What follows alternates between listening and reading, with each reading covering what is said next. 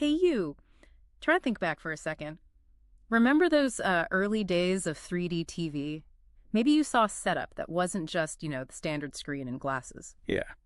We got this great message from you describing something really, really specific. It was like two TVs, like a card standing on its side, and they had this inside corner flipped outward at an angle. Okay. Interesting description. But here's the bit that really stood out, the really crucial detail you remembered.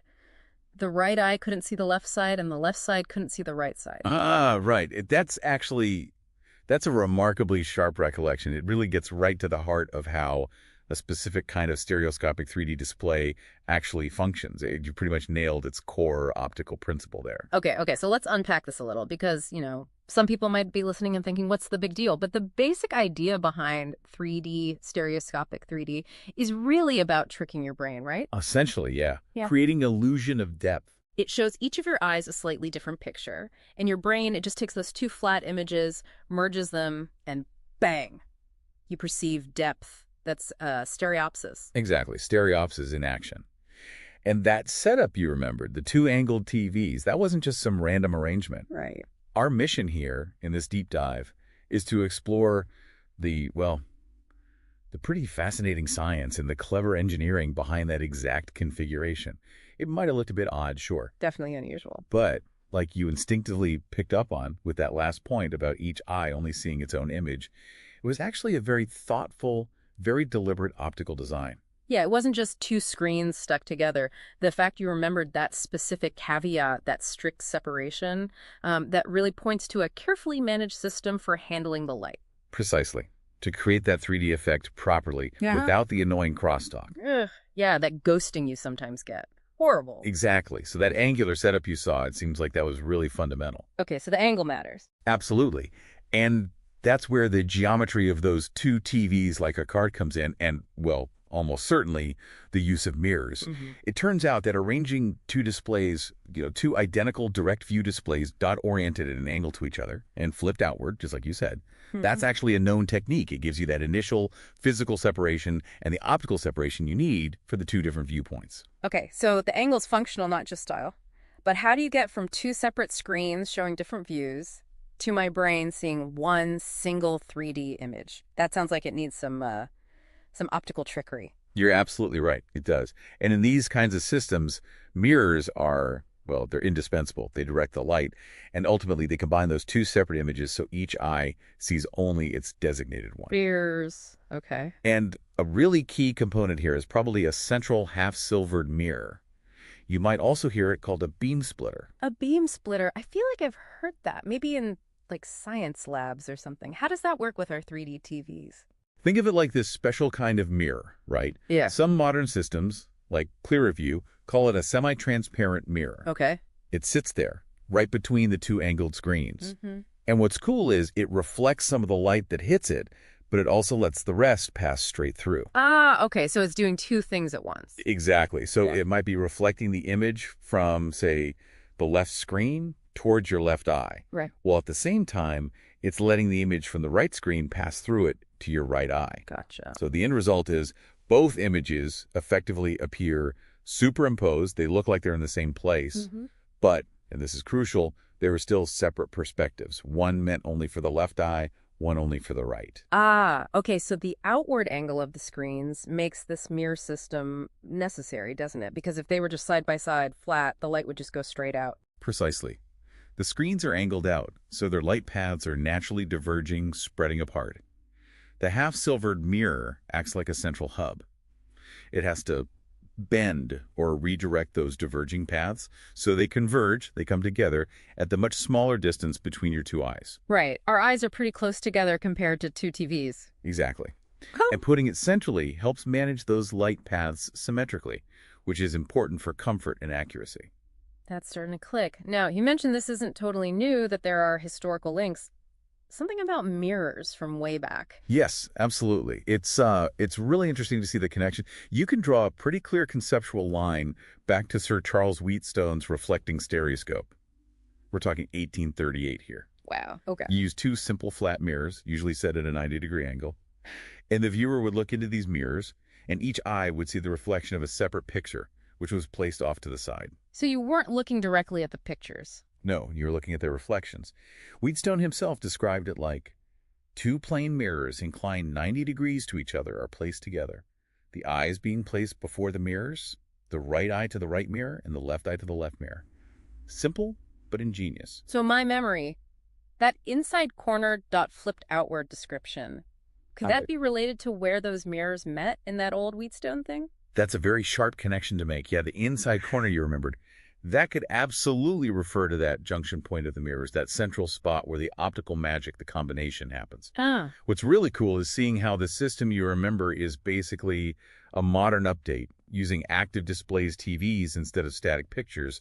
The flipped outward shape helps handle the bigger screens while still getting that vital separation. And the card standing on its side bit. That might just be about how the TVs were oriented relative to that central mirror, kind of like how Wheatstone had his picture set up vertically. Yeah. It's a plausible interpretation of what you saw. Okay, so let me see if I've got this. Two screens angled out, diverging light.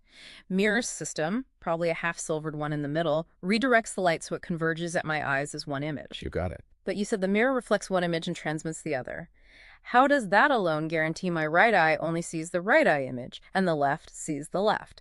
That's where my caveat memory comes back in, isn't it? It feels super important. Absolutely crucial. You've pinpointed the core challenge. Mm-hmm. The mirror system gets the light rays to your eyes, making the images appear in the same space. Yeah.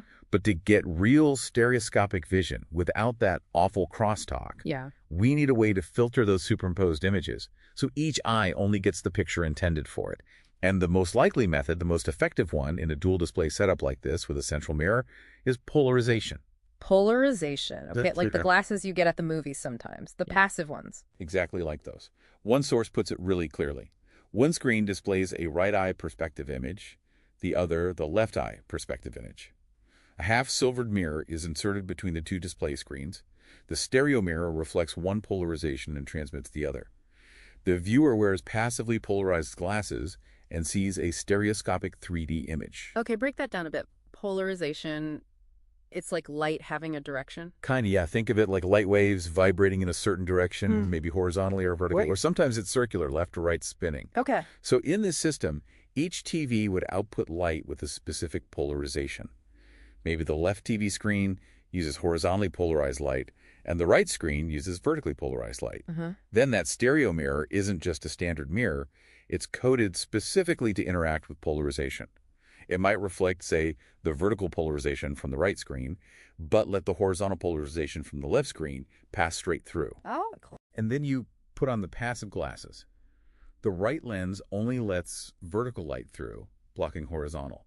The left lens only lets horizontal light through, blocking vertical. So the mirror sorts the light based on polarization, and the glasses act as the final filter for each eye. Precisely. The mirror and the glasses work as a team, like a really precise gatekeeper system for the light. That makes total sense for how the right eye couldn't see the left side and the left side couldn't see the right side. That whole caveat really, really hinges on this polarization working correctly. It absolutely does. Even modern high-end systems like PluriView emphasize using passive polarized glasses, specifically to get optimal stereo channel separation. So while, way back, Wheatstone might have used simple physical dividers. Once you're optically merging images from two screens like this, polarization is really the go-to method for that clean separation you remembered. Okay, fantastic. So we've got these two perfect, distinct 2D images arriving at my eyes, totally separated. Now, how does my brain turn that into a 3D world? What's happening in my head? Right, that's where your own visual system does the heavy lifting. Yeah. The key concept is something called binocular disparity. Binocular disparity, okay. Because your eyes are set slightly apart. The average distance, the intraocular distance, is about 63 millimeters, give or take. Each eye captures a slightly different viewpoint of the world. Always. These tiny differences between the two 2D images that land on your retinas, that's binocular disparity. Sometimes called retinal disparity. It's like having two tiny cameras mounted a few inches apart. So my brain is basically comparing those two slightly different camera feeds all the time. Constantly, yes. And it's actively analyzing those minute differences. This processing starts really early on in your primary visual cortex, V1, and then it gets even more sophisticated in higher up visual areas of the brain. So it's not simple. No. Research shows that neurons in higher areas exhibited broader and more asymmetric disparity tuning curves compared with V1. which basically means the brain is doing some really complex analysis of those differences. It's not just overlying the images, it's computing the disparity. Wow. And that's why getting clean, crosstalk-free input is so critical. Your brain needs those pure, distinct disparity cues to do its calculations properly. Any leakage, any ghosting just muddies the waters. And the result of all that brain crunching, processing those differences, that's what I experience as depth perception. That's it, exactly. Your brain takes those two slightly different flat images, and it fuses them into a single three-dimensional perception. That phenomenon is stereopsis. Stereopsis. Yeah. And it's a really powerful cue for depth, totally separate from other things like perspective lines or shadows that work with just one eye. The science puts it like this. The brain is then able to detect the binocular disparity, stimulating disparity-selective neurons to fire. As a result, depth can be perceived in a phenomenon termed stereopsis. Okay. Now, thinking about 3D, sometimes it gives people headaches or eye strain. Does this 2TV setup avoid that, or does it have its own issues? Ah, a great question. It relates to how our eyes naturally work together. Normally, when you look at something, two things happen automatically and in sync. Okay. Your eyes rotate inwards to point at the object that's convergence. And at the same time, the lenses inside your eyes change shape to focus the light sharply onto your retinas. That's accommodation. Right. Focusing. And usually, convergence and accommodation are tightly linked. You look at something close, your eyes converge a lot, and your lenses adjust for close focus. Look far away, your eyes are nearly parallel, and your lenses relax for distance focus. Okay, I think I see where this is going. With a 3D display, the screen itself, or the image formed by the mirrors, is at a fixed physical distance. Yeah. Correct. So your eyes will accommodate. They'll focus at that fixed distance. Let's say it's like focusing on something 2 feet away. Right. The 3D content itself can show objects that appear to be much closer, popping out of the screen, or much farther away, receding deep into it. Yeah. To see those virtual depths, your eyes need to converge differently. More convergence for close objects, less for far ones. Ah, so your eyes are trying to converge at one distance, say, appearing 1 foot away, but they're still focused, accommodated at the actual screen distance, maybe 2 feet away. Exactly. That mismatch, where convergence demands one distance and accommodation is fixed at another, that's called the vergence-accommodation conflict. Okay, conflict. That doesn't sound good. And if that conflict gets too large, it can definitely lead to eye strain, fatigue, sometimes even headaches or nausea. So while this dual TV mirror setup is fantastic at delivering those high-quality separate images, it doesn't magically solve the vergence-accommodation conflict. That means the design of the 3D content itself, how much pop or depth they put in, managing the parallax becomes really crucial for making sure it's comfortable to watch. Gotcha. So the hardware delivers the images, but the content needs to be smart about how it uses the depth effect. Precisely. So this 2TV setup, brilliant as it sounds, it's just one way to do 3D. How does it stack up against other methods we might have seen? Good point. Yeah, the system you remembered fits into a specific category. A direct-view stereoscopic display using two physical panels and optics, meaning mirrors. Its main goal, its strength, is giving each eye its own dedicated high-quality image, if we compare it. Well, we mentioned the old Wheatstone stereoscope, the historical basis. Then you have simple side-by-side viewing, like think of classic Viewmasters or some basic phone-based VR holders. Simple, portable, maybe, but often limited field of view, maybe lower resolution per eye. Right. What about the 3D TVs that were more common a while back, the single-screen ones? Yeah, those usually used a single screen with special glasses. One type used active shutter glasses. The ones that needed batteries and felt a bit heavy. Those are the ones. The TV rapidly flashes the left eye image, then the right eye image, and the glasses sync up, blocking the opposite eye's view. You get full screen resolution per eye, technically, but it cuts the effective frame rate in half, and some people perceive flicker, plus you need the powered glasses. Okay. And the other type? The other main type for single screens use passive polarizing glasses, like the movie ones. Yeah. Usually this involved putting a special film on the TV screen itself, an interlaced or patterned retarder. How did that work? It polarizes alternating lines of pixels differently. So your left eye sees the odd lines, your right eye sees the even lines, for example. The glasses are simple and light, no batteries needed. But what's the catch? The catch is you're effectively halving the vertical resolution for each eye, since each eye only sees half the lines. Ah, okay. Trade-offs? Always trade-offs. And then there are even fancier single-screen systems that try to combine approaches And, of course, autostereoscopic displays glasses-free 3D. Right, the ones on like the Nintendo 3DS or some TVs. Exactly. They use things like lenticular lenses or parallax barriers on the screen to direct the light from different pixels into specific viewing zones for your left and right eyes. Mm-hmm. Super convenient, no glasses. Another but. Usually you have a very limited sweet spot viewing angle, and resolution can be compromised. Plus, crosstalk can still be an issue if you move your head too much. So going back to the two TV mirror system, what are its killer advantages? Why bother with the complexity? The big wins are all about image quality per eye. Because you have two dedicated screens, each eye gets the full native resolution of its screen. No sharing pixels, no halving resolution. Right, full resolution. Nice. Plus, each eye gets the full brightness from its own display.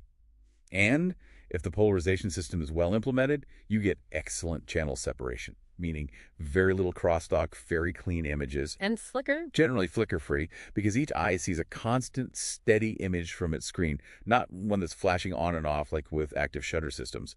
That can be much more comfortable for longer viewing. Okay, so the image quality sounds top-notch. What are the downsides then? Well, the obvious ones are physical size and complexity.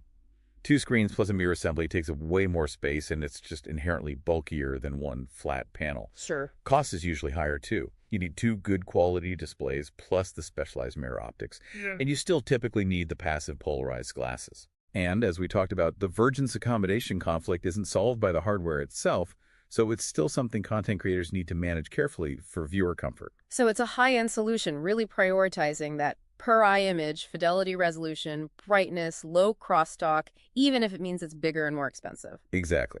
Which is why you tend to find these kinds of setups used more in professional fields. Think geospatial analysis, medical imaging, high-fidelity virtual reality simulations, complex engineering design, places where seeing the absolute best, most accurate, most detailed 3D image is critical. It's really quite amazing. All that engineering, all that understanding of optics and how our brains work just to create that convincing illusion of depth. So, just to wrap this up, my memory, those two TVs like a card, angled out, the mirrors and that absolute rule about each eye only seeing its own view. That wasn't just some weird fluke I saw. Not at all. You remembered, with impressive detail actually, a sophisticated and deliberate approach to stereoscopic 3D. It uses two displays for the separate views, uses that angle geometry and the mirrors to combine them optically and direct them correctly, and almost certainly relies on polarization to achieve that critical image separation, the caveat that stuck with you. And then ultimately it's my brain that takes those two perfectly delivered, slightly different 2D images, looks at the binocular disparity. And does the complex job of fusing them into that single, seamless 3D world you perceive. Yeah. And the whole point of that complicated hardware setup is just to feed the brain the cleanest possible input to work with. No crosstalk, just pure left and right eye views. That's the essence of it. The engineering serves the perception. It's all about providing your visual system with the distinct information it needs to generate that sense of depth comfortably and effectively. It's really fascinating when you stop and think about it, how remembering this one specific, maybe slightly unusual piece of technology actually taps into all these deep principles of optics and how we see the world. It kind of makes you wonder, doesn't it? Where else does this basic idea pop up, presenting slightly different information to two channels, like our two eyes, to create a richer, more complete overall experience? Maybe something for you to ponder after this deep dive.